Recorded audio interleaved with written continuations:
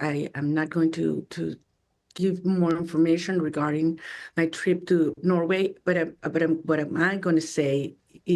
How important it is for the Venezuelan people. This is a recognition to a nation that has fought tirelessly, courageously against a criminal narco-terrorist structure. And I came to receive that prize, that award, and I'm going to bring it back home to the Venezuelan people as soon as possible. You say you're going back home. I know you sent your own children out of Venezuelan territory in order to protect them, your sons, your daughter. Are they concerned that you plan to return to Venezuela? When are you going?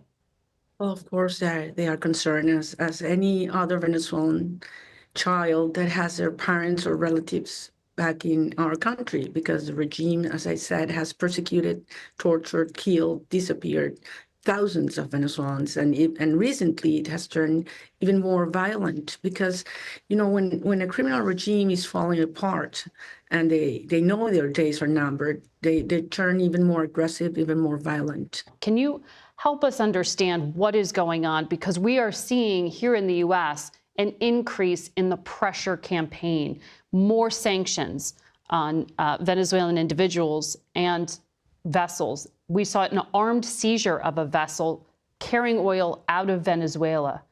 Selling oil on the black market is really important money for the Maduro regime.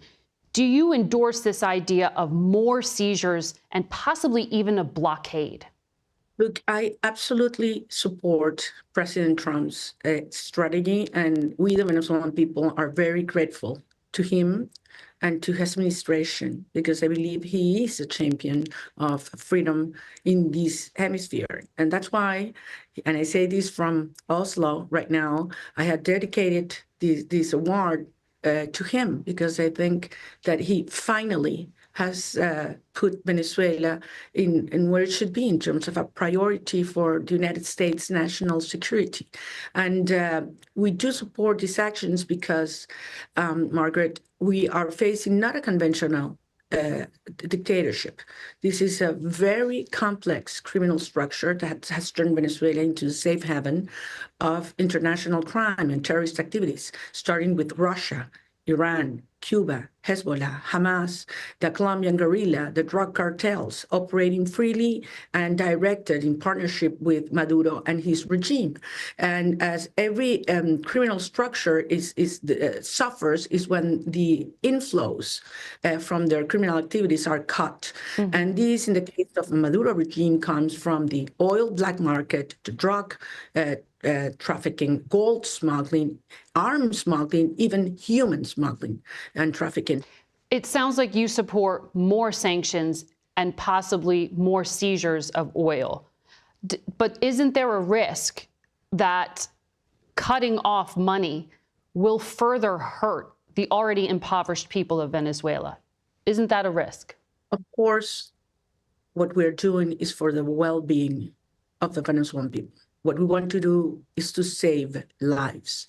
But Maduro was the one who declared a war on the Venezuelan people, a war we didn't want, a war we are suffering with hundreds of thousands of killings and forced executions in the last years. And right now, I want to be very clear with the international community. The resources Maduro gets are not going to schools or hospitals. In Venezuela, a teacher earns $1 a day. Pensions are less than $1 a month. Our children go twice a week to school. The sources, the cash the regime gets from these illegal activities goes to buy arms, to pay gang members, to spy and infiltrate, and to even further increase their illegal narcotics activities and so on. So these resources are not going towards the people, they're going for corruption and crime. So it sounds like you want even more seizures and a blockade. Is that correct? We want every legal action through law enforcement approach, not only from the United States, also from other Caribbean, Latin American, and European countries that further block the illegal activities of the regime. Why? Because we need to increase the cost of staying in power by force. Once you arrive to that point in which the cost of staying in power is higher than the cost of leaving power, the regime will fall apart. And it's the moment where we, advance into a negotiated transition, which is what in the beginning we offered Maduro when we won the presidential election by landslide last year. But he not only refused that option, but he, as you know, unleashed the worst, most brutal repression wave we've seen in our history. And 8 million Venezuelans have fled since he came to power during that time.